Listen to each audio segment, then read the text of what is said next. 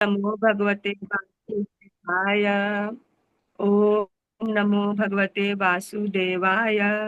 ओम नमो भगवते वासुदेवाय। नारायणं नमस्कृत्यं नरं चैव नरोत्तमं देवीं सरस्वती व्यासं ततो जयमुदीरयेत्। नष्टप्रायेषु भद्रेषु नित्यं भागवत सेवया भगवद्युक्तं श्लोके भक्तिर्भवति नैष्ठिकी। कृष्णाय वासुदेवाय देवकी नन्दनाय च नन्दगोपकुमाराय गोविन्दाय नमो नमः। मूकं करोति वाचालं पङ्गुं लङ्घयते गिरिं यत्कृपातमहं वन्दे परमानन्दमाधवम्। हरे कृष्णा। मंगलाचरण। ओम अज्ञानतिमिरान्धस्य ज्ञानाञ्जनशलाकया चक्षुरुन्मीलितं येन तस्मै श्रीगुरुवे नमः। श्रीचैतन्यमनोभीष्टं स्थापितं येन भूतले स्वयं कदा मह्यं ददाति स्वपदान्तिकम्। वन्देऽहं श्रीगुरु श्रीयुतपदकमलं श्रीगुरून् वैष्णवं श्रीरूपं साग्रजातं सर्वरघुनाथान्वितं तं सजीवम् साद्वैतं सावधूतं परिजनसहितं कृष्ण चैतन्य देवं श्री राधा कृष्ण पादान ललिता श्री विशाखान्वितांश्री श्री कृष्ण करुणा सिंधु दीन बंधु जगतपति गोपेश गोपिका कांत राधा कांत नमोस्तुते। तप्त कांचन गौरांगी राधे वृंदावनेश्वरी विश्वानुसुती देवी प्रणमामि हरिप्रिये।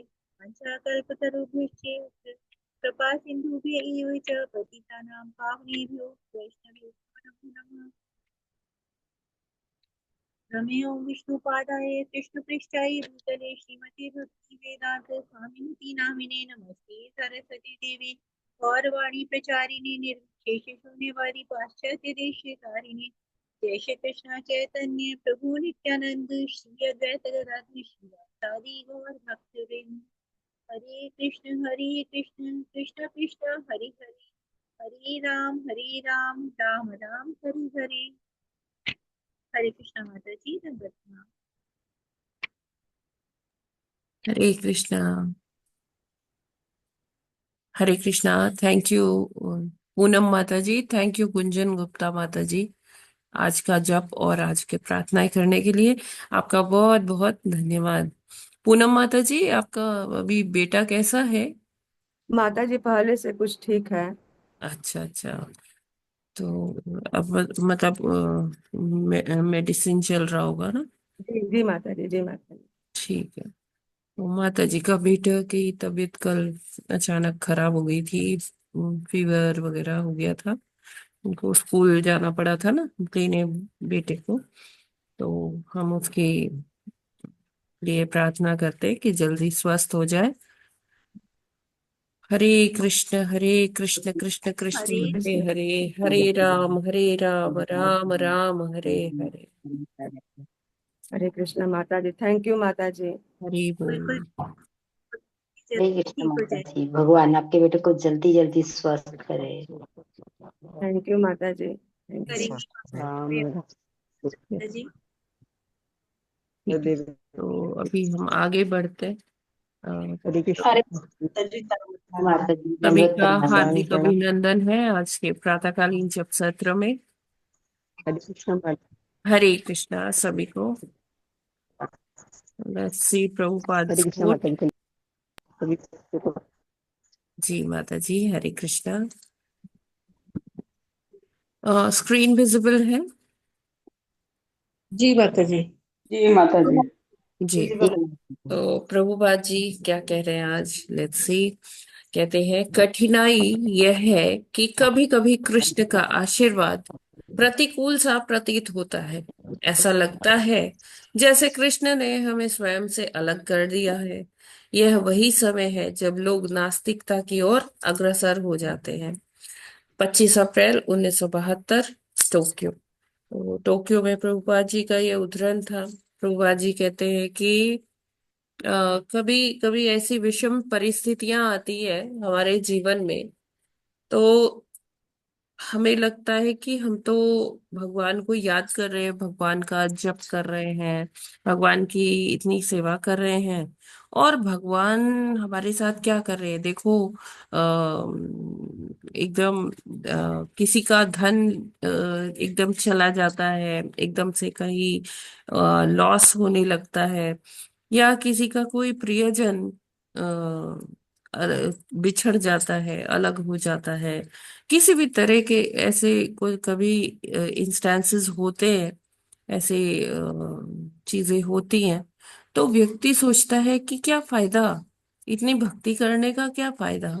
हाँ, इसी में मतलब इस तरह से ऐसा जीवन तो कोई दुश्मन के लिए भी ऐसे कोई कल्पना नहीं करे। हाँ, जैसा भगवान मेरे साथ कर रहे हैं, ऐसा क्यों कर रहे हैं। तो कई बारी क्या है कि विश्वास जो है डगमगा जाता है, और एकदम लगता है कि सब कुछ व्यर्थ है। ये ऐसा क्यों करे, है ना। अ, ऐसी समस्याएं आ जाती है, ऐसी विषम परिस्थितियां आती हैं कि बुद्धि काम करना बंद कर देती है, और मन अपना खेल खेलता चला जाता है।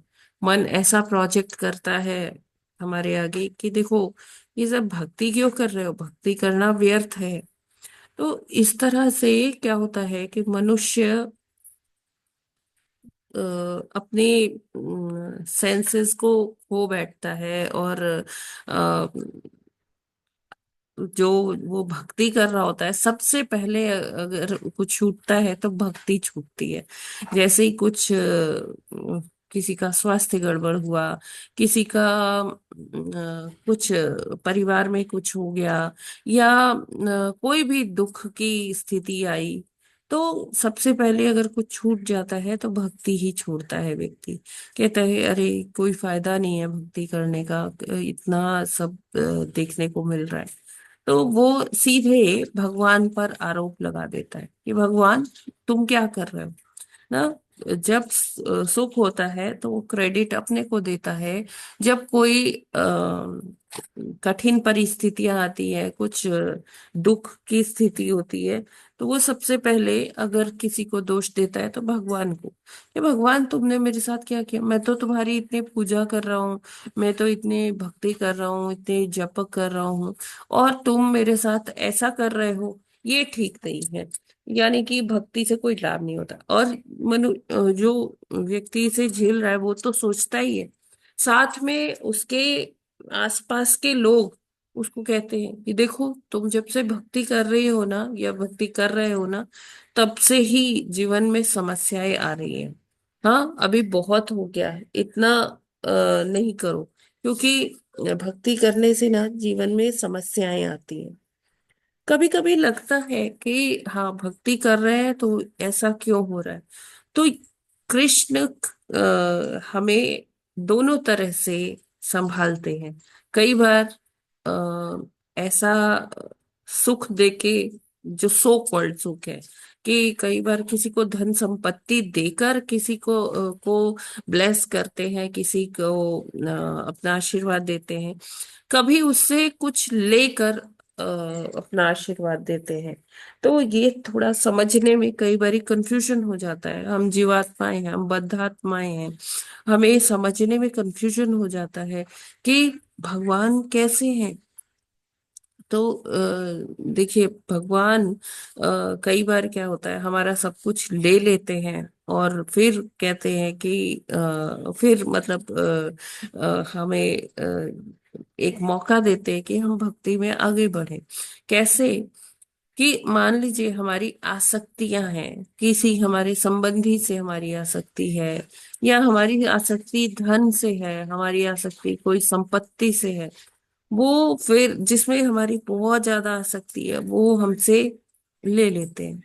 और ऑब्वियसली वो दुख का कारण बनेगा। जिस चीज से आपकी आसक्ति है वो आपसे छीन ली जाए तो क्या होगा, कि वो दुख का कारण बनेगा। लेकिन व्यक्ति अगर उस टाइम पर ये समझ जाए कि देखो इस चीज से मेरी आसक्ति थी ना, इसलिए भगवान ने मुझसे ये वापस ले लिया, और हम अगर ये अपने ध्यान में ये रखें कि ये जो कुछ भी है ये कृष्ण का ही है, कृष्ण ने ही मुझे दिया है। और जैसे लीज पर संपत्ति दी जाती है कि ठीक है आप कुछ सालों तक इसे अपने पास रखिए, फिर ये आपकी नहीं रहेगी थोड़े टाइम के बाद। तो उसी तरह से लीज पर ये धन संपत्ति जो भी है हमको थोड़े दिनों के लिए मिला है। भगवान ने हमें हमारा जीवन पोषण अपने परिवार के भरण पोषण के लिए हमें प्रदान किया है। तो हमें उसे ऐसे ही लेके चलना चाहिए कि ये कृष्ण का है। और अगर कभी कृष्ण ने उसे ले भी लिया तो हमें उसमें दुख नहीं करना चाहिए। हाँ, लेकिन ये बहुत कठिन है कहना, क्योंकि जिस चीज से हम अपने को, जैसे मैं और मेरा, जैसे कल हमने श्लोका में पढ़ा था कि जब तक ये मैं और मेरा है तो व्यक्ति उसी बद्ध जीवन के चक्र में, जन्म मृत्यु के चक्र में घूमता रहता है, घूमता रहता है। क्यों? क्योंकि उसकी आसक्तियां बनी है। और इस भव सागर को हम तब तक पार नहीं कर सकते जब तक कि ये आसक्तियां हमारी छूटेगी नहीं। तो भगवान हमको ब्लेस करते हैं, हमको आशीर्वाद प्रदान करते हैं कि ठीक है हम अपनी आसक्तियों से थोड़ा सा विलग हो पाए। तो इसलिए कभी उनका आशीर्वाद प्रतिकूल लगता है। लेकिन हमें ये समझना होगा कि भगवान चाहे पूतना का वध कर दे तब भी वो तर जाती है, या भगवान अपने कोई सखा है उनके साथ प्रेम पूर्वक व्यवहार करे, वो भी तर जाते हैं। तो चाहे वो कुब्जा हो, कुब्जा को भगवान ऐसे अपने दृष्टिपात से, अपने एक स्पर्श से उसको उसका उसको तार देते हैं। अहिल्या जो पत्थर बन गई थी, देवी अहिल्या, उसको अपने एक टच से, एक अपनी चरण की रज से उनको उतार देते हैं। और पूतना है, शिशुपाल है, हिरण्यकश्यपु है ना, रावण है, इनको वध करके इनको तार देते हैं। तो चाहे भगवान प्रेम वत व्यवहार करें, चाहे भगवान उनको शत्रुवत व्यवहार करें, भगवान क्योंकि एब्सोल्यूट है ना, भगवान क्या है, परम है। तो उनका हर गतिविधि जो भी वो लीला करते हैं वो मनुष्य के लिए अच्छी ही होती है। हमें हो सकता है कि उस समय लगे कि भगवान कितने क्रूर हैं, लेकिन अगर उसे लॉन्ग रन में देखा जाए, दूरदृष्टि से देखा जाए, तो क्या है कि भगवान हमें सदैव दयालु ही लगे। क्योंकि भगवान ये सोचते हैं कि मेरी संतान जो इस भवसागर के कष्टों में फंसी हुई है, ये कब मेरे पास लौट के आएंगे, इनको कब मेरी याद आएगी। ये मेरे को इतना भुला दिए हैं, संबंध ही भूल गए हैं, जो शाश्वत संबंध है वो भूल गए हैं। तो भगवान यही देखते हैं कि ये कितने टाइम तक ये भवसागर में ही गोते लगाता रहेगा, लगाता रहेगा, लगाता रहेगा। तो भगवान अपनी अहेतु की कृपा करते हैं। कभी किसी को आशीर्वाद देते हैं कि उसको बहुत वो बहुत फलता फूलता है, बहुत उसे जो संसार में सुख कहा जाता है वो उसे सुख मिलता है। तो सुख में जब मिलता है, तो कोई व्यक्ति सुख में भगवान को, अगर उसकी चेतना विकसित है, तो भगवान को धन्यवाद कहता है कि अरे वाह भगवान तुमने सब दे दिया, तो ये तो तुम्हारी ही अनुकंपा है। तो ठीक है, वो व्यक्ति इस तरह से उसका जो है आध्यात्मिक वृद्धि होती है। लेकिन कोई ऐसा होता है कि जब जब तक उसका वो छीन नहीं जाते सब चीज, तब तक उसको ये भान नहीं होता कि अरे ये तो था ही क्षणभंगुर, है ना। तो जब वो उससे सारी चीजें अलग हो जाती है, तब वो आर्त भाव से भगवान को पुकारता है और धीरे धीरे भगवान का भक्त बन जाता है। तो भगवान जानते हैं कि किसके साथ कैसा करना है, क्या उसकी आध्यात्मिक उन्नति के लिए अच्छा होगा। तो इस प्रकार भगवान व्यवहार करते हैं। वो कुछ समय के लिए हमें प्रतीत होता है कि भगवान इतना प्रतिकूल कैसे हो सकते, इतना क्रूर कैसे हो सकते हैं। और कई बार ऐसे लोग नास्तिकता की तरफ भी बढ़ जाते हैं, ज्यादातर ऐसा ही होता है कि वो उस चीज को समझते नहीं है, सब भक्ति माला जप माला एक तरफ फेंक दिया, है ना, इससे कोई फायदा नहीं है, ऐसा इससे कुछ अच्छा नहीं होगा। एक मिनट।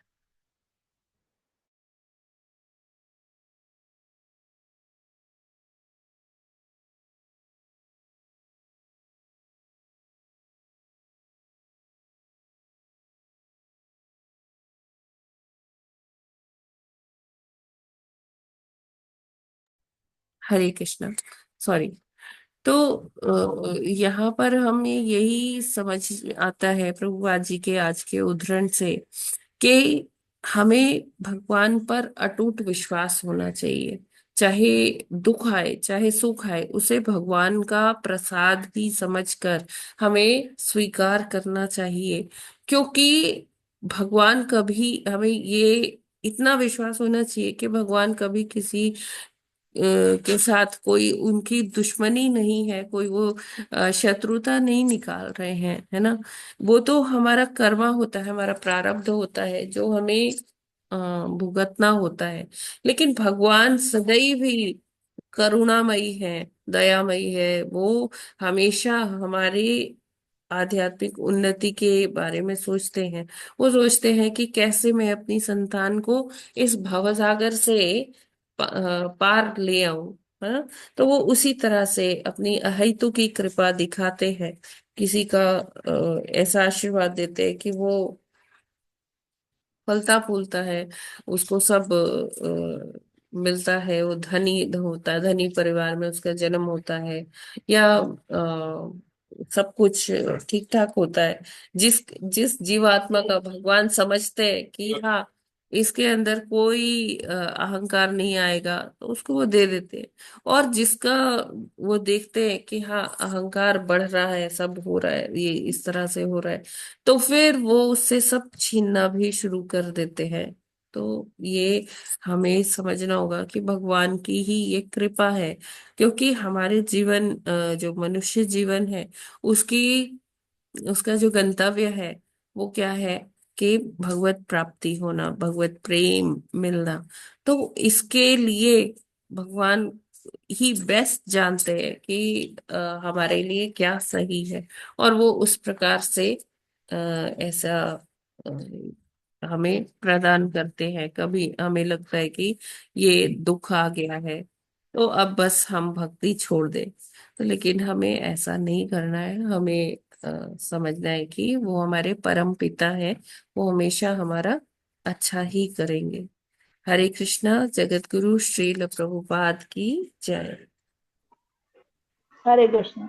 हाँ माता जी, यही बात है कि जीव जो है यही सोचने में गलती कर देता है। मतलब वो ये सोचता ही नहीं है कि भगवान जो करते हैं वो अच्छे के लिए ही करते हैं। जैसे एक पिता बालक के लिए हमेशा अच्छा ही सोचता है, जी तो इसीलिए वो दोष लगाने लग जाता है।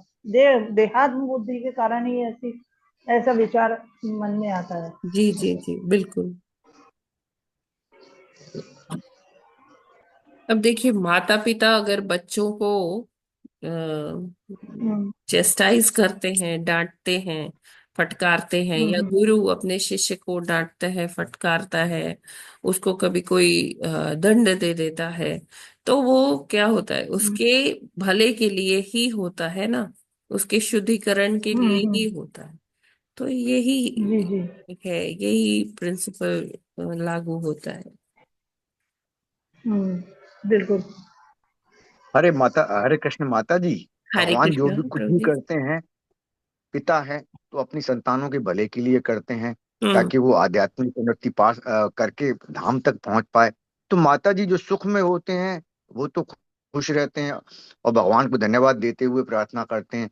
लेकिन जो दुख में होते हैं, तो ये जी आम धारणा भी है माता जी लोगों में, कि जो भक्ति में होते हैं भगवान उसका सब कुछ हर लेते हैं, ताकि वो भक्ति में ज्यादा इन्वॉल्व हो पाए।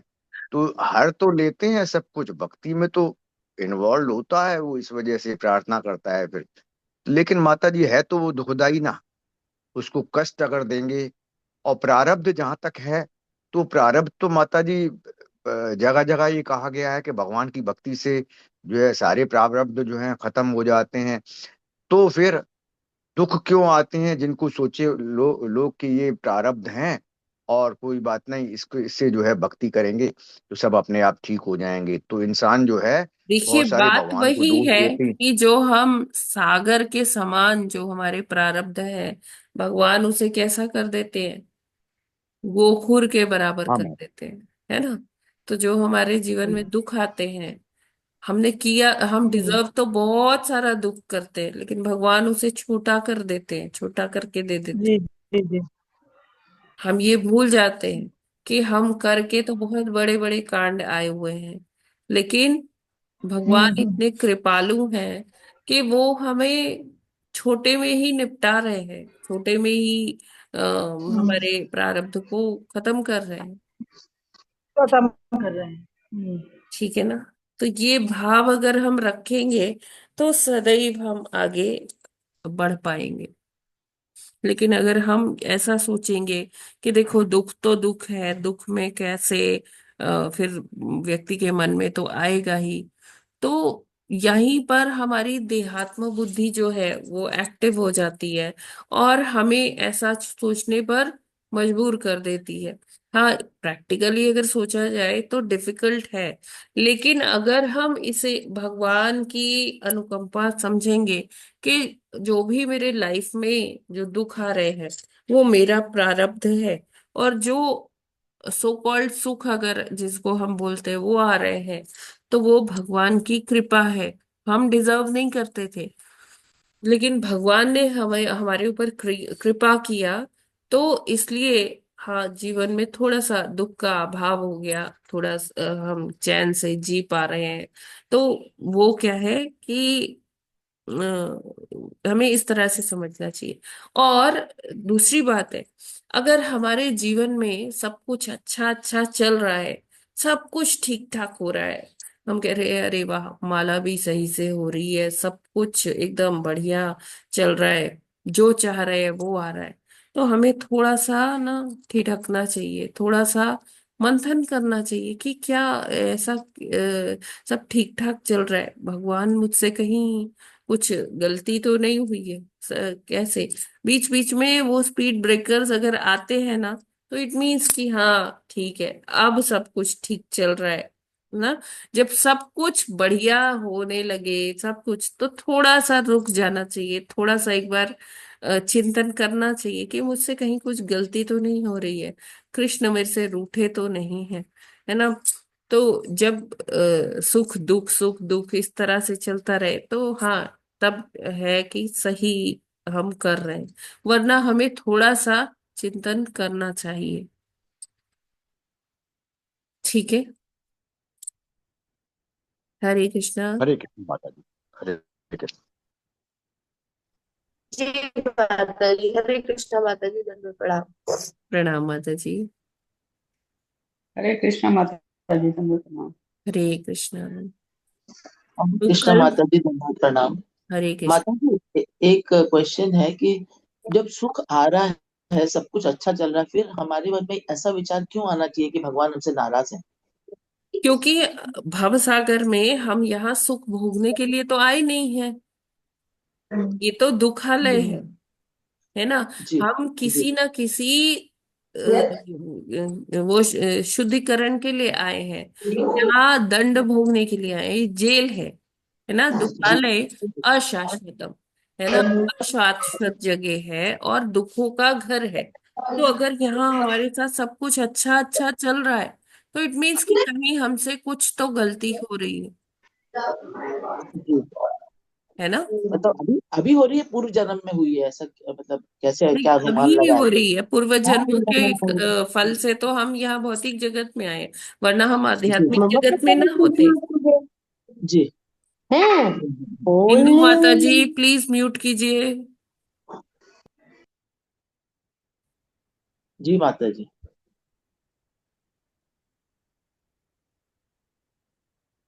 ठीक है ना माता जी। यहाँ हाँ जी भव माता जी। सागर में आने का मतलब है कि कुछ तो हमने पाप अपराध ये सब किए होंगे, तभी हम यहाँ लैंड किए हैं, है ना।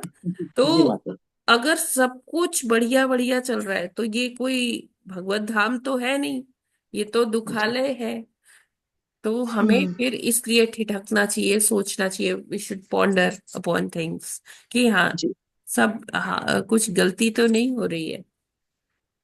जी जी माता जी, धन्यवाद। हरे कृष्णा। हरे कृष्णा।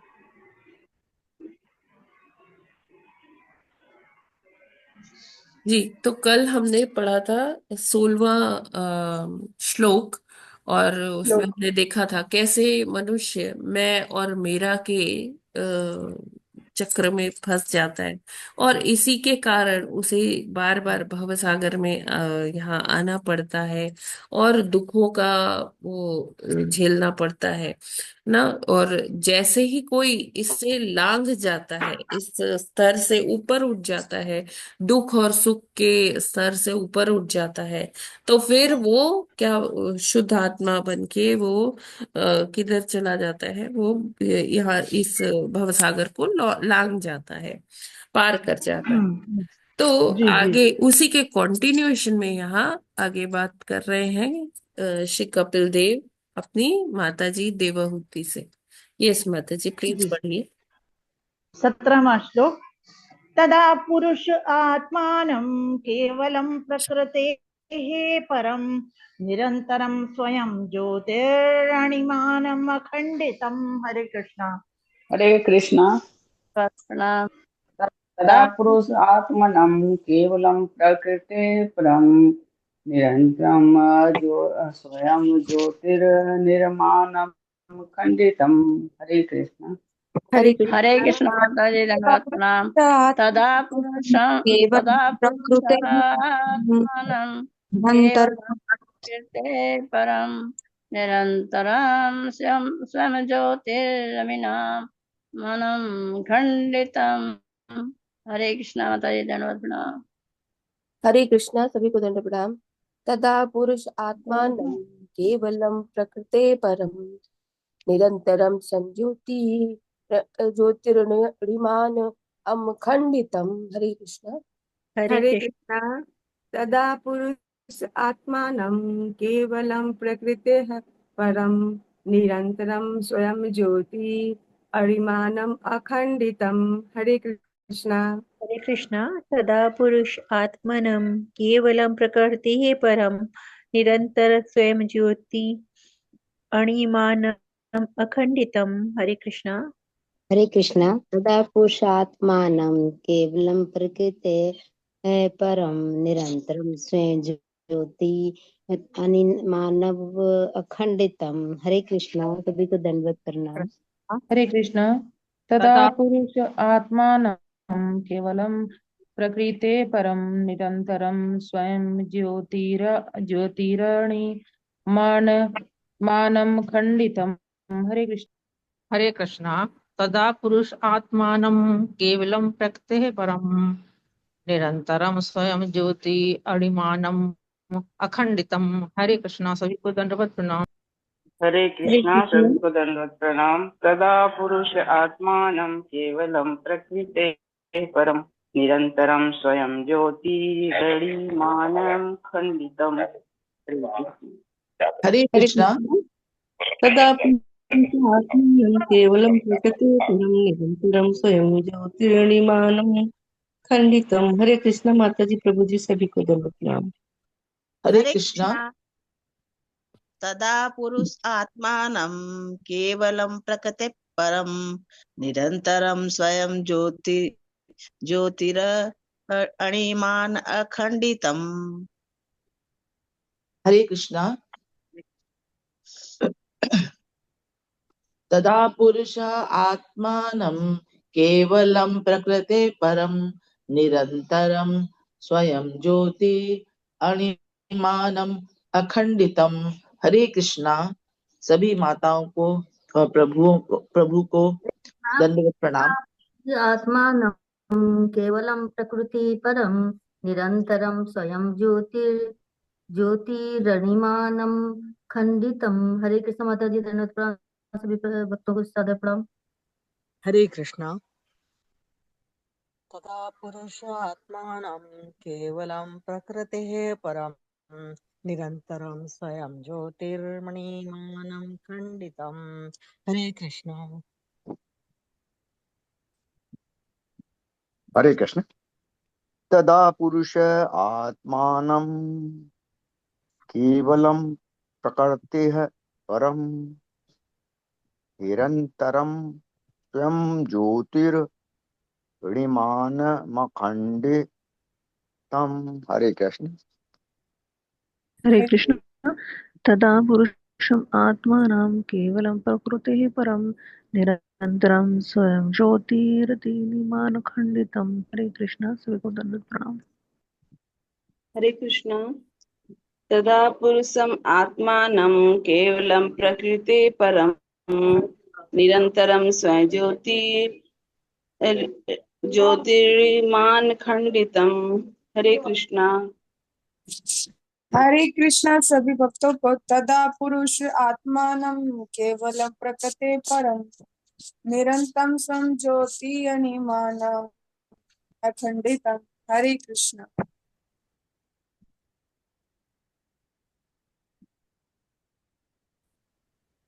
हरे कृष्णा। यस, कौन पढ़ना चाहते हैं माता जी? मैं पढ़ूं माता जी? माता जी मैं पढ़ूं? चलिए, हरे कृष्णा माता जी। नारायणी माता जी आप पढ़ लीजिए। हरे कृष्णा माता जी, धन्यवाद प्रणाम। तदा तब प्रभुपाद जी द्वारा शब्द एवं अनुवाद और तात्पर्य। तदा तब पुरुषः जीव आत्मानं अपने आप को केवलम शुद्ध प्रकृति परम संसार से परे निरंतरम अभिन्न स्वयं ज्योति स्वयं प्रकाश स्वतः तेजवान अनिमानम सूक्ष्म अखंडतम खंडित नहीं अखंड। उस प्रभुपाद जी द्वारा अनुवाद। प्रभुपाद जी की जय। उस समय जीव अपने आप को संसार से परे सदैव स्वयं प्रकाशित अखंडित एवं सूक्ष्म आकार में देख सकता है। तात्पर्य अब प्रभुपाद देखिए जी द्वारा। इसको कैसे प्रभुपाद जी की लिंक जय। करना है पिछले श्लोका से। पिछले श्लोका में अगर आपको याद है तो भगवान ने क्या कहा था? जब मनुष्य शरीर को मैं तथा भौतिक पदार्थों को मेरा मानने के झूठे भाव से उत्पन्न काम तथा लोभ को विकारों से पूर्णतया मुक्त हो जाता है तो उसका मन शुद्ध हो जाता है। और ऐसी शुद्ध अवस्था में, विशुद्ध अवस्था में वह तथाकथित भौतिक सुख तथा दुख को की अवस्था को लांघ जाता है। अब इसी के आगे क्या बताते हैं? उस समय जीव अपने आप को संसार से परे सदैव स्वयं प्रकाशित अखंडित एवं सूक्ष्म आकार में देख सकता है। तो ये 17th जो श्लोका है एकदम उसके कॉन्टिन्यूएशन में ही है 16th वाले के, कि उस स्थिति में जब मनुष्य सुख दुख की स्थिति से पार हो जाता है और वो मैं और मेरा के चक्कर में नहीं फंसता है, तब वो अपने आप को जो उसका स्वयं का जो रूप है वो उसको देख सकता है कि वो क्या है, स्वयं प्रकाशित है, अखंडित है और सूक्ष्म आकार में है। ठीक है ना? आगे पढ़ते हैं माता जी तात्पर्य। हरे कृष्णा। तात्पर्य प्रभुपाद जी द्वारा। प्रभुपाद जी की जय। विशुद्ध चेतना या कृष्ण भक्ति की स्थिति में मनुष्य अपने आप को परमेश्वर से अभिन्न एक सूक्ष्म कण के रूप में देख सकता है। जैसा कि भगवत गीता में कहा गया है, जीव परमेश्वर का शाश्वत अंश है। जिस प्रकार सूर्य की किरणें सूर्य की प्रकाशमान संरचना के सूक्ष्म कण हैं, उसी प्रकार जीवात्मा परमात्मा का सूक्ष्म कण है। परमेश्वर से जीव का विलगन भौतिक विभाजन जैसा नहीं होता। जीव प्रारंभ से ही एक कण है, किंतु हमें यह नहीं सोचना चाहिए कि जीव एक कण होने के कारण पूर्ण आत्मा से खंडित है। मायावाद दर्शन बताता है कि पूर्ण आत्मा विद्यमान रहता है, किंतु इसका एक अंश जिसे जीव कहते हैं मोहवश बंदी हो जाता है। ऊपर करना माता जी। Thank you. बस नीचे, थोड़ा सा नीचे, एक लाइन नीचे करना माता जी, थोड़ी सी नीचे। हाँ बस बस। वह दर्शन हमें स्वीकार्य नहीं है, क्योंकि आत्मा को पदार्थ की भांति खंडित नहीं किया जा सकता। वह खंड या जीव शाश्वत रूप से खंड रहता है। तब जब तक परम आत्मा विद्यमान रहता है, तब तक उसका अंश भी विद्यमान रहता है। जब तक सूर्य का अस्तित्व है, तब तक सूर्य किरणों के अणु भी विद्यमान रहेंगे। वैदिक साहित्य में जीव कण को बाल के अगुभाग के 10,000वें भाग के आकार का, ऊपर करना माता जी। हाँ जी, ऊपर कर दो माता जी। हाँ बस बस बस, आकार का बताया गया है। अतः यह अति सूक्ष्म है। परमात्मा अनंत है, किंतु जीव या जीवात्मा सूक्ष्म है। यद्यपि गुण में यह परमात्मा से भिन्न नहीं है। इस श्लोक में 2 शब्द ध्यान देने योग्य हैं। एक है निरंतरम, जिसका अर्थ अभिन्न अथवा उसी गुण वाला। जीव को यहाँ पर अणिमानम भी कहा गया है। अणिमानम का अर्थ है अति सूक्ष्म। परम आत्मा सर्वव्यापी है, किंतु जीव अति लघु आत्मा है। अखंडितम का अर्थ वस्तुतः खंडित नहीं है, अपितु स्वाभाविक रूप से, थोड़ा सा ऊपर कर दो माता जी। अभी तो है। अच्छा पढ़िए हाँ जी। ये लाइन दिखा, हाँ बस बस बस। हाँ।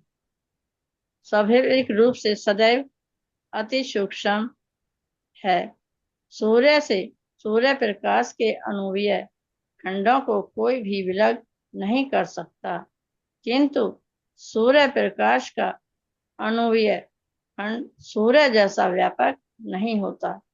इसी प्रकार जीवात्मा अपनी स्वाभाविक स्थिति के द्वारा गुणात्मक रूप से परम आत्मा के समान ही है, किंतु अत्यंत सूक्ष्म है। आगे है मत। नहीं नहीं, हो गया। हाँ। थैंक यू माता हरे जी। कृष्ण माता जी, तो यहाँ पर भगवान अभी बता रहे हैं माता जी, देवहूति माता जी को, कि जो मनुष्य है वो क्या है, स्वयं प्रकाशित है, अखंडित है ना। और वो जीव की जो स्थिति है वो देवहूति माता जी को बता रहे है ना। यहाँ बता रहे कि ऐसा नहीं है, हमें बोला जाता है कि हम भगवान के अंश है। तो ऐसा नहीं है कि भगवान के शरीर में से भगवान जो है काट काट के हमें जीवात्माओं को बनाए हैं, है ना। जैसे ये भौतिक खंड खंड करना भौतिक रूप से नहीं है कि मान लीजिए हमने एक पीस ऑफ पेपर लिया, एक पेपर का टुकड़ा लिया, उसको थोड़ा थोड़ा थोड़ा थोड़ा फाड़ के अलग करते जा रहे हैं, है ना। और फिर हम कहते हैं कि मृत्यु के बाद फिर ऐसी धारणा की जाती है कि सारे जो अंश हैं वो भगवान में ही समा जाते हैं। तो ऐसा मतलब हम भौतिक रूप से इसकी कल्पना नहीं कर सकते। देखिए, ये भौतिक रूप से खंड करना और फिर से उसमें मिल जाना, ये हम इसका इमेजिनेशन जब अपनी बुद्धि से करते हैं तो हमें ऐसा लगता है कि ऐसा कैसे संभव है ना। हमें लगता है कि भगवान के शरीर में से भगवान ने थोड़ा थोड़ा काट काट के सारी जीवात्माएं बना दी हैं। लेकिन ये सत्य नहीं है। वो जो विखंडन है वो क्या है कि हमेशा से हम एक कण थे, है ना। और हम कैसे कण हैं? भगवान के ही जैसे गुण वाले हम छोटे से लघु कण हैं। ठीक है, हमेशा से हमारा अस्तित्व था और आगे भी रहेगा, है ना। हम जानते हैं कि जो हमारा माप है वो कितना है, बाल के अग्रभाग के 1/10,000वें हिस्से के बराबर है। और हम अति लघु हैं। भगवान क्या है? भगवान को क्या कहा गया है सेकंड चैप्टर भगवत गीता में? भगवान है समष्टि आत्मा और हम क्या है? व्यष्टि आत्मा, है ना। तो चाहे समष्टि हो चाहे व्यष्टि हो, दोनों का ही अपना अस्तित्व है। ठीक है, दोनों की ही अपनी यूनिकनेस है। ऐसा नहीं है कि मृत्यु के बाद हमारा अस्तित्व खत्म हो जाएगा, हम भगवान में ही समा जाएंगे, ऐसा नहीं होता।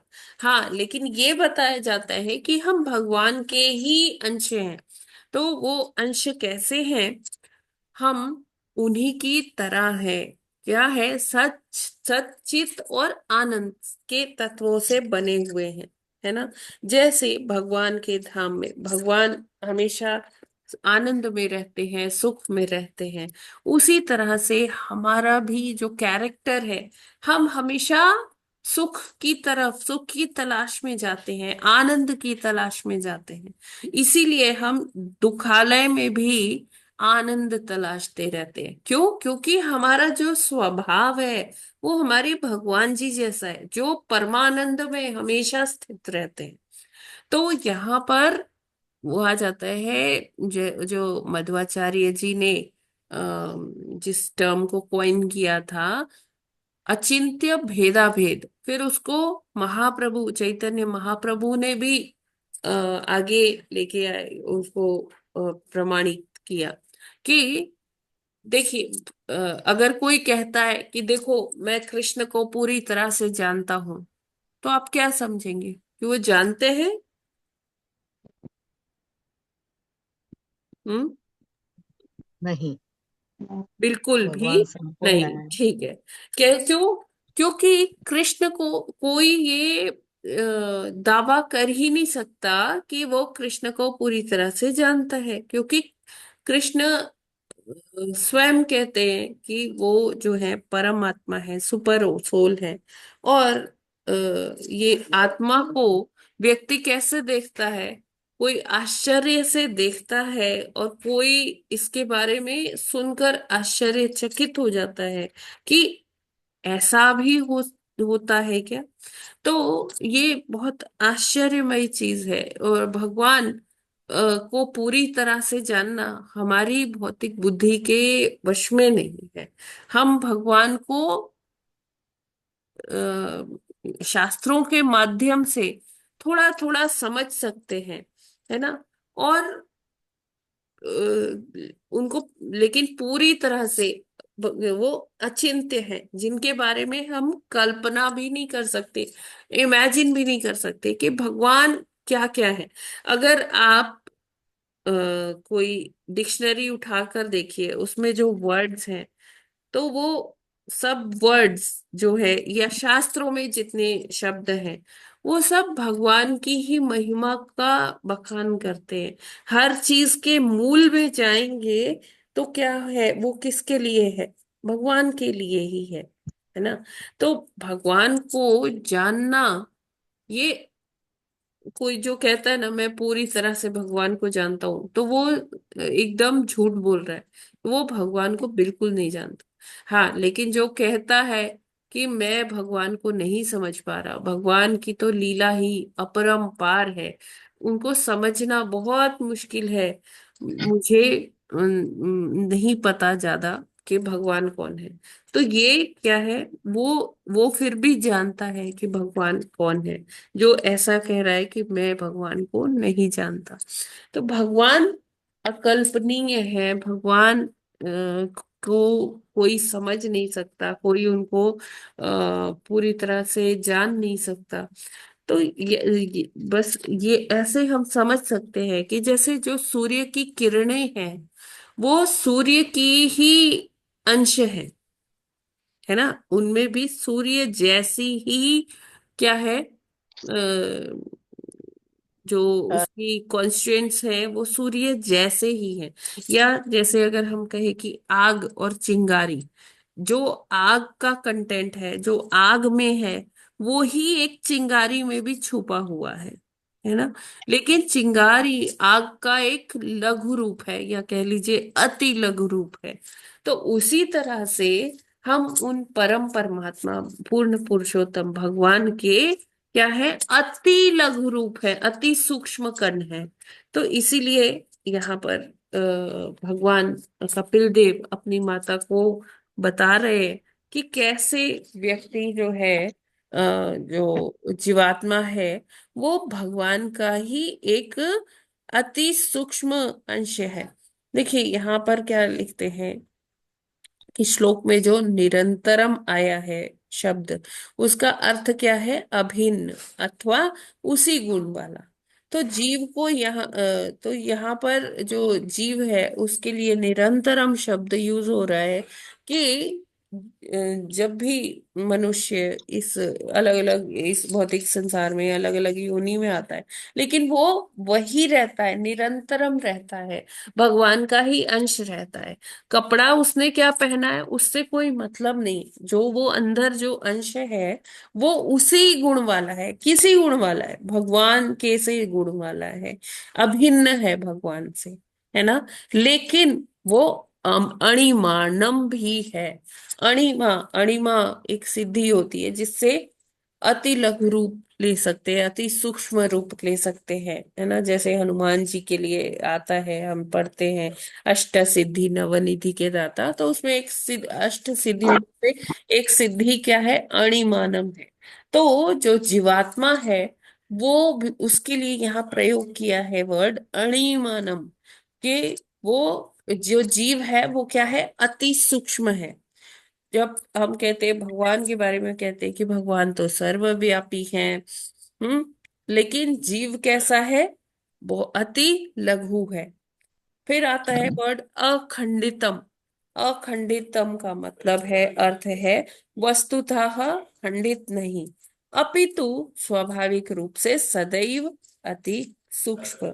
तो खंडित तो नहीं है कि हम जैसे पढ़ते हैं कि आत्मा को ना कोई काट सकता है, ना मार सकता है, ना भिगो सकता है, ना सुखा सकता है ना, ना जला सकता है।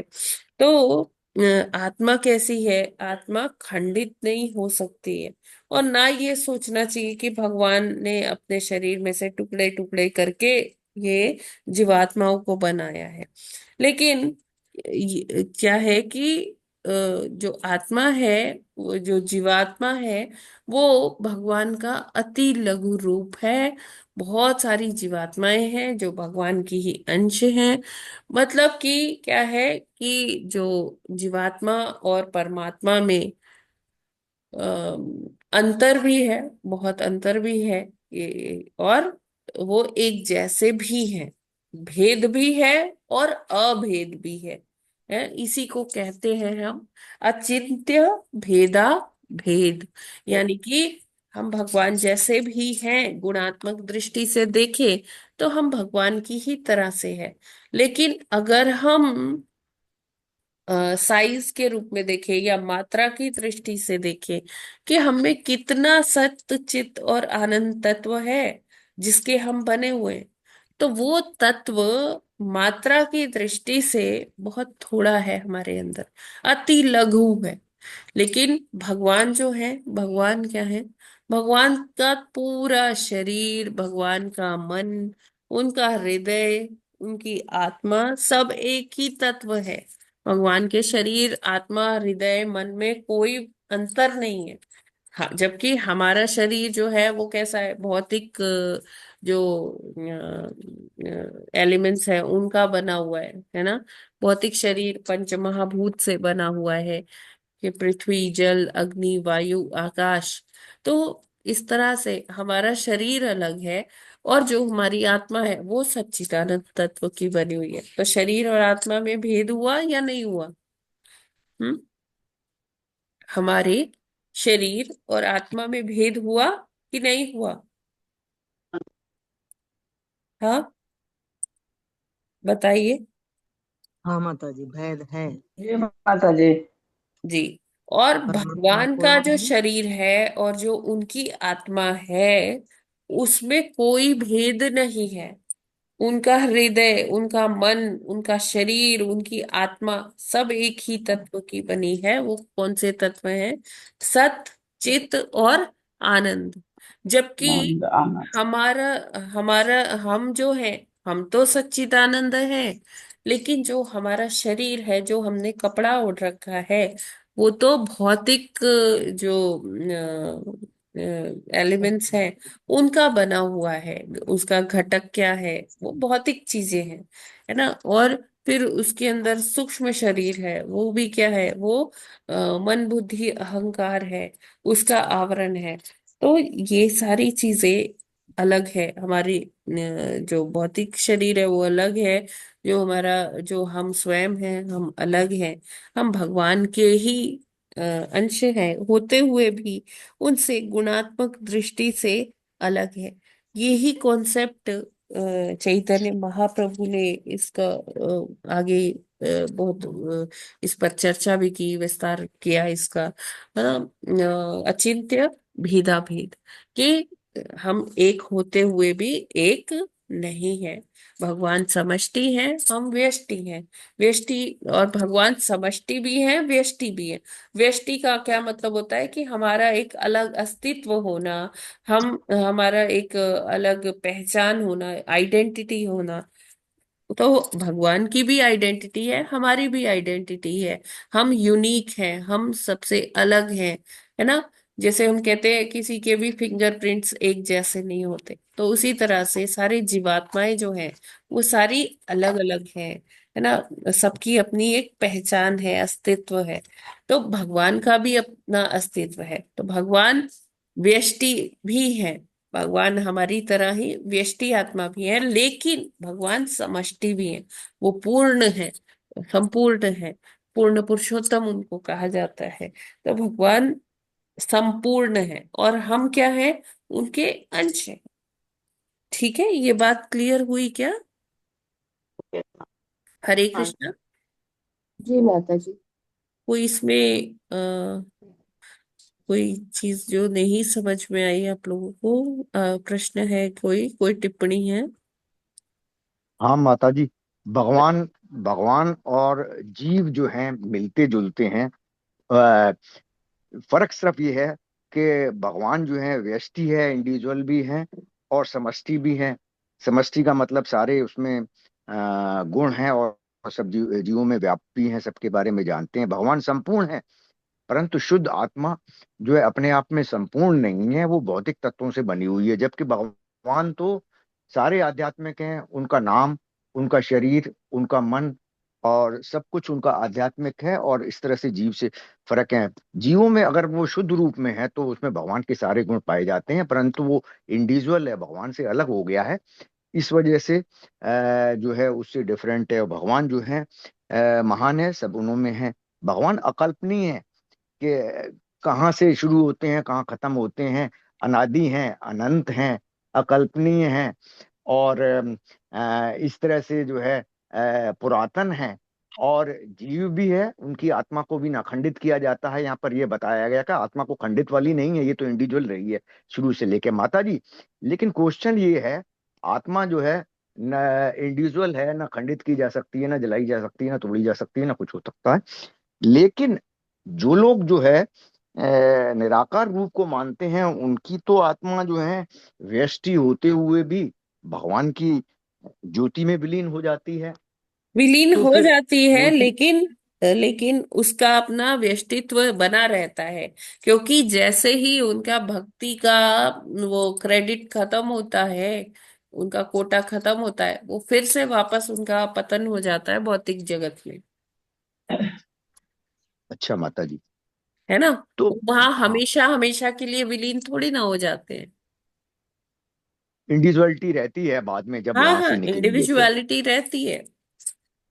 अच्छा माता जी। तभी तो इस तो तरह उनका से दोबारा पतन हो जाता है, तभी तो उनको भौतिक जगत में दोबारा आना पड़ता है।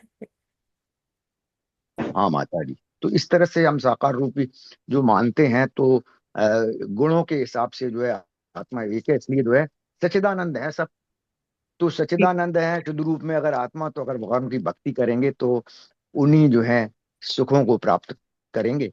हरे कृष्ण माता जी। एक छोटा सा ये क्वेश्चन था, एक जगह मैंने देखा था, ये जो विलीन होते हैं ना, तो वो जो है आध्यात्मिक और भौतिक जगत के कहीं कॉम्बिनेशन पर रहते हैं, तो ये भगवान की ज्योति में क्या ये आध्यात्मिक जगत में ही रहते हैं कि बॉर्डर हाँ, पे रहते आध्यात्मिक हैं, और जगत में बॉर्डर है ही कौन है। सा? आध्यात्मिक जी माता जी। जगत की जस्ट शुरुआत होती है, वहां पर है तो माता जी वैसे कोई ब्रह्म कोई ज्योति। डिफाइंड शुरुआत नहीं है? कारण नदी का कुछ पार्ट जो है भौतिक में है, कुछ जो है आध्यात्मिक में है, तो उनकी स्थिति क्या है? नहीं, भौतिक में नहीं है नदी के प्रभु जी, दूसरे पार्ट। कारण सागर। हाँ, कारण कारण सागर सागर। आध्यात्मिक में ही गिना जाएगा, मतलब वो पार्टीशन। वो आध्यात्मिक में ही गिना जाएगा, चाहे उसका हाँ हाँ हाँ, प्रोक्सिमल वाला बिल्कुल। एंड हो। हाँ अच्छा, जी। पूरा ही वो उसमें आध्यात्मिक। हरे कृष्ण हाँ, माता जी। हाँ, हरे कृष्ण। देखिए यहाँ प्रभुपाद जी लिखते हैं, मायावाद दर्शन बताता है कि पूर्ण आत्मा विद्यमान रहता है, किंतु इसका एक अंश जिसे जीव कहते हैं मोहवश बंदी हो जाता है। वह दर्शन हमें स्वीकार नहीं है, क्योंकि आत्मा को पदार्थ की भांति खंडित नहीं किया जा सकता। वह खंड या जीव शाश्वत रूप से खंड रहता है। जब तक परमात्मा विद्यमान रहते हैं, तब तक उसका अंश भी विद्यमान रहता है। जैसे जब तक सूर्य का अस्तित्व है, तब तक सूर्य की किरणें के अणु भी विद्यमान रहेंगे। तो इस तरह से जैसे मायावाद में बताया जाता है कि जो परम चेतना है, परम आत्मा है, वो विद्यमान रहती है। लेकिन जो जीव हैं, वो मोहवश आ जाते हैं, है ना?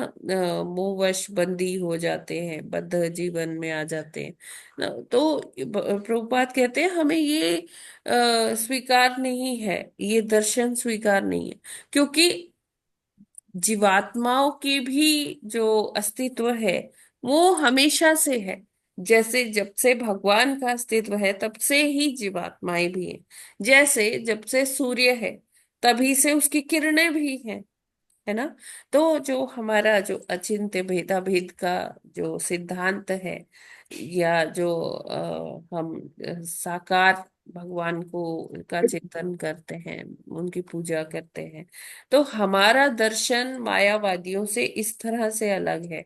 मायावादी सोचते हैं कि खंड खंड करके जीवात्माओं को थोड़ा भेजा जाता है ना? उनका अस्तित्व जो है वो जब वो भौतिक जगत में है तो रहता है, आध्यात्मिक जगत में है तो मतलब वो फिर से विलीन हो जाते हैं। तो इस तरह से मायावाद दर्शन को प्रभुपाद जी कहते हैं ये स्वीकार्य नहीं है हम, क्योंकि आत्मा को पदार्थ की भांति खंडित नहीं किया गया है। जैसे मैंने आपको एग्जांपल दिया कि एक पेपर है, उसको थोड़े छोटे छोटे टुकड़ों में काट दीजिए, तो बोल दीजिए कि हाँ, ये जो पहले पेपर था, ये क्या है? परमात्मा है। जब इसके टुकड़े टुकड़े कर दिए तो ये जीवात्मा बन गया। तो ऐसा ऐसा सिस्टम नहीं है। हाँ, जब से भगवान हैं, तब से जीवात्माएं भी हैं। हम लघु कणों के समान हैं, जबकि भगवान क्या है? बहुत विशाल, बहुत बड़े, अचिंत्य, ठीक है, सच्चिदानंद से बने, तत्व से बने हुए। और हम भी सच्चिदानंद तत्व से ही बने हैं, लेकिन हमारा जो स्थिति है, हम अति लघु रूप, अति सूक्ष्म है ना, अणिमानत्व है और अखंडित है।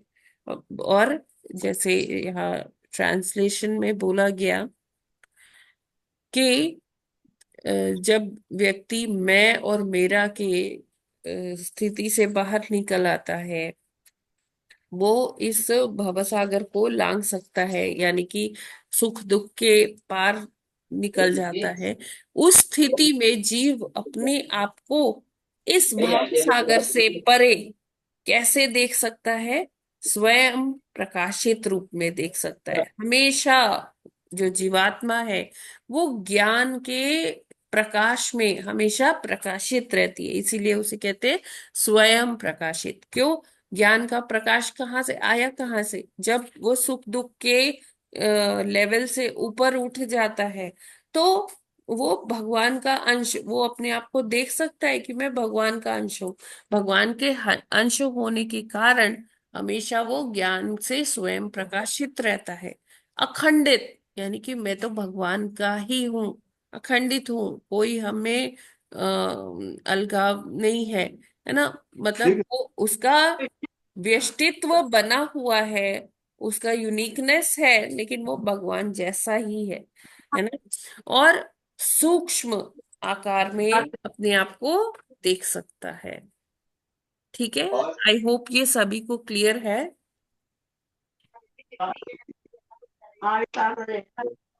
हरे कृष्णा।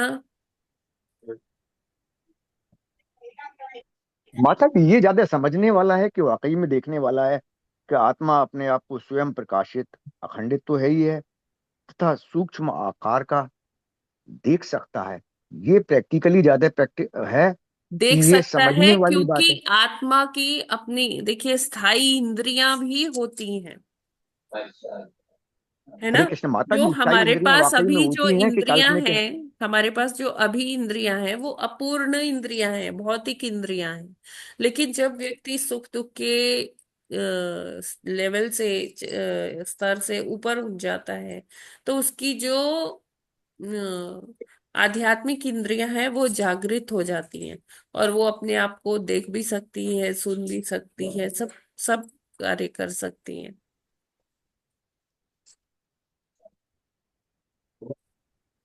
ठीक है। यस, किसी और का कोई प्रश्न है? कोई टिप्पणी? हरे कृष्ण माता जी, ये व्यष्टि और समष्टि जो है टर्म,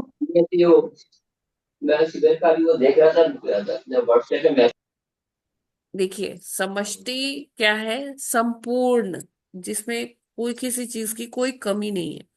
इसलिए भगवान को क्या बोला जाता है? भगवान को क्या एडजेक्टिव दिया जाता है? समष्टि है भगवान, संपूर्ण है। उसमें किसी भी तरह की भगवान में अपूर्णता नहीं है।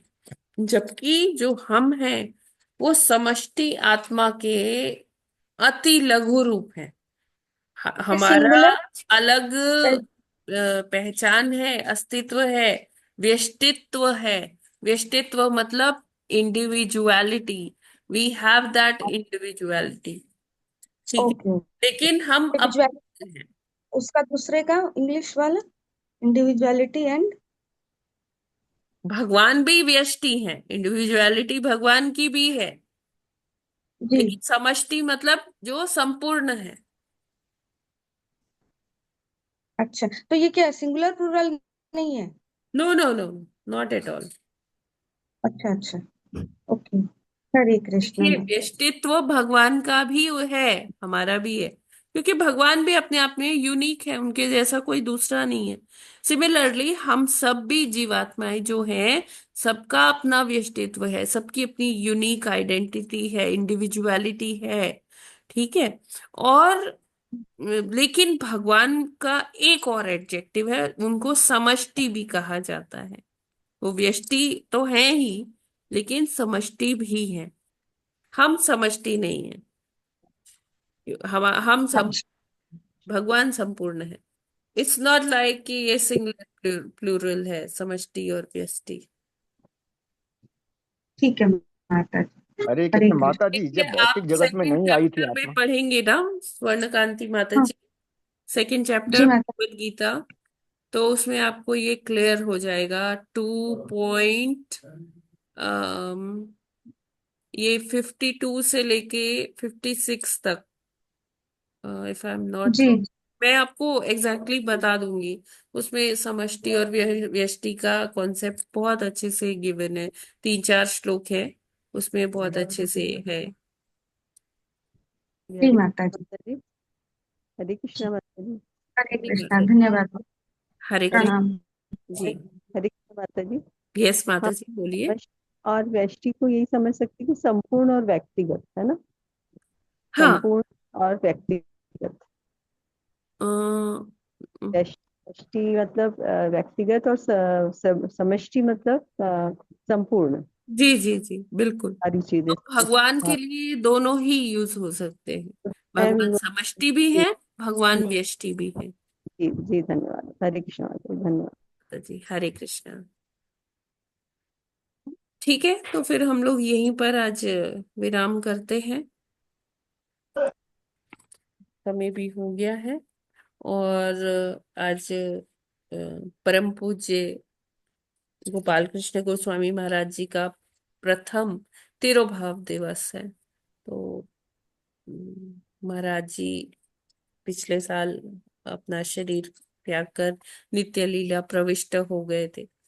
तो आज हर मंदिर में, इस्कॉन मंदिर में महाराज जी का तिरोभाव दिवस का उत्सव मनाया जाएगा। देखिए, जो वैष्णव हैं, चाहे उनका तिरोभाव हो, चाहे उनका आविर्भाव दिवस हो, वो सब ही भक्तों के लिए उत्सव का विषय होता है। और इसलिए आज हर इस्कॉन टेम्पल में, देश में विदेश में, सब कहीं ये बहुत हर्षोल्लास से मनाया जाएगा। और महाराज जी का ग्लोरिफिकेशन भी होगा। तो आप सबसे अनुरोध है कि जो लोग मंदिर जा सकते हैं अवश्य जाएं। जैसा भी टाइमिंग्स फिक्स हो आपके लोकल टेम्पल्स में, आप उसके अकॉर्डिंग वहां पहुंचकर महाराज जी का ग्लोरिफिकेशन सुने। और अगर नहीं जा सकते हैं तो एटलीस्ट सभी मंदिरों से वो प्रसारित भी होगा यूट्यूब पर, तो एटलीस्ट उसको तो सुने। क्योंकि जब हम इन वैष्णवों का, इन महापुरुषों का, शुद्ध भक्तों का महिमा मंडन सुनते हैं ना, तो उससे बहुत प्रेरणा मिलती है। भक्ति में हम और आगे बढ़ सकते हैं, बढ़ने के लिए मतलब बहुत बहुत प्रेरणादायी जीवन है, चरित्र है इन सभी महाराज का। तो हमें इनका जरूर से महिमा मंडन सुनना चाहिए। बहुत बहुत इससे आपको आध्यात्मिक दृष्टिकोण से बहुत लाभ होगा। तो प्लीज, बहुत अच्छा होगा कि अगर आप स्वयं मंदिर में जाएं और वहां सुने महाराज जी का ग्लोरिफिकेशन।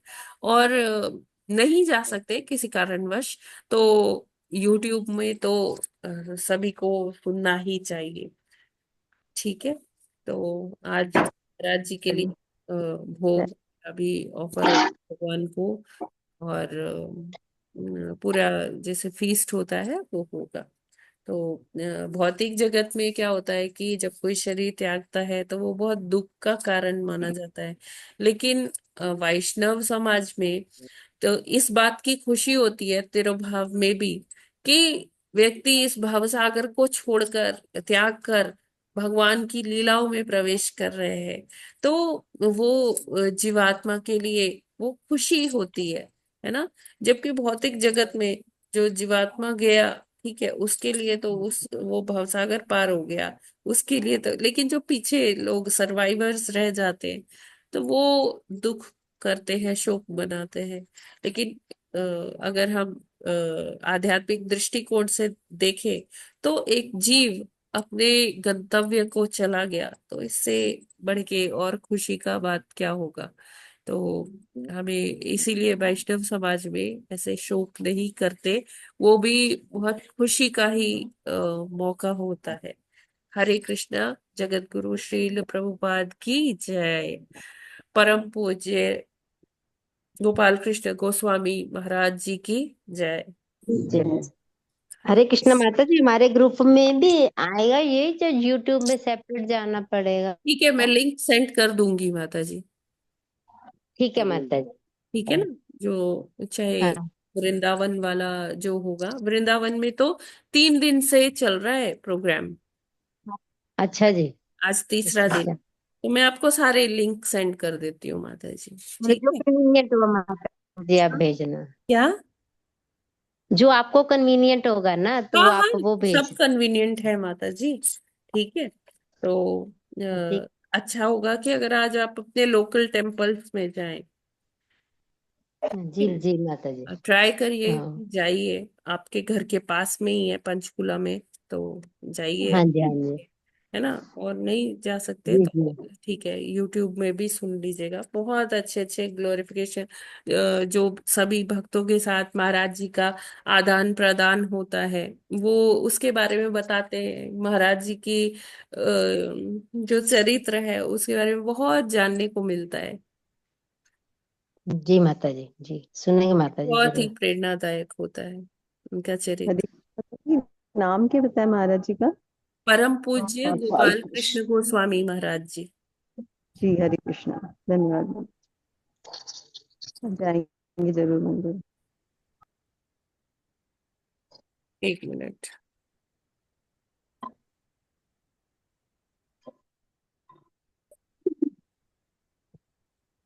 ठीक है, मार दिया।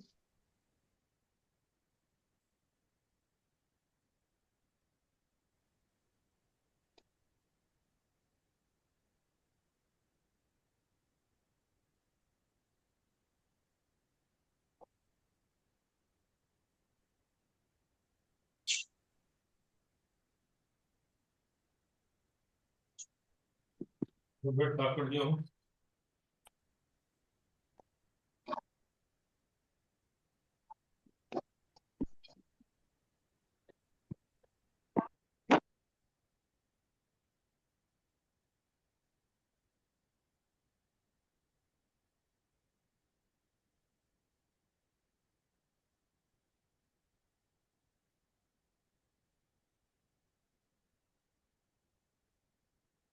ये है हमारे परम पूज्य गोपाल कृष्ण गोस्वामी महाराज जी, जिनका आज प्रथम तिरुभाव दिवस है। हरि बोल, हरे कृष्ण, हरि बोल। हरे कृष्णा।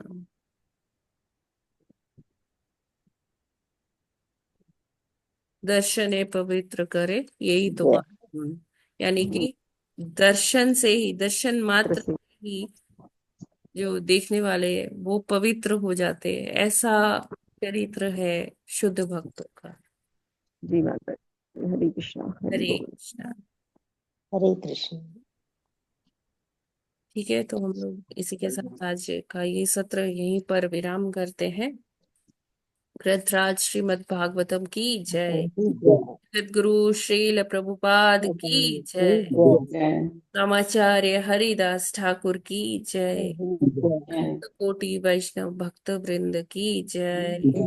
पंचाकल्पतरुभ्यश्च कृपा सिन्धुभ्य एव च पतितानां पावनेभ्यो वैष्णवेभ्यो नमः। परम पूज्य गोपाल कृष्ण गोस्वामी महाराज प्रथम तिरुभाव दिवस महोत्सव की जय। हरे कृष्णा। हरे कृष्ण माता जी, दंडवत प्रणाम माता जी। आज हरे कृष्णा माता जी, इस्कॉन अयोध्या प्रणाम टेम्पल में सभी शाम को। हरे को कृष्णा 5 बजे से है, तो सभी जो लोकल भक्त हरे हैं, से अनुरोध है कि आप लोग शाम को 5 बजे मंदिर अवश्य आए और महाराज जी का ग्लोरिफिकेशन आप भी करें, और जो दूसरे भक्त करेंगे ग्लोरिफिकेशन, उनका महिमा मंडन, तो आप लोग भी सुनिए आके। तो हरे कृष्णा। आप लोग आ सकते हैं बिल्कुल वहीं। हरे कृष्णा। कृष्णा माता जी, पंचांग हम सभी भक्तों को प्रणाम पंचांग। जी। हरे कृष्णा। हरे कृष्ण माता जी, दंडवत प्रणाम।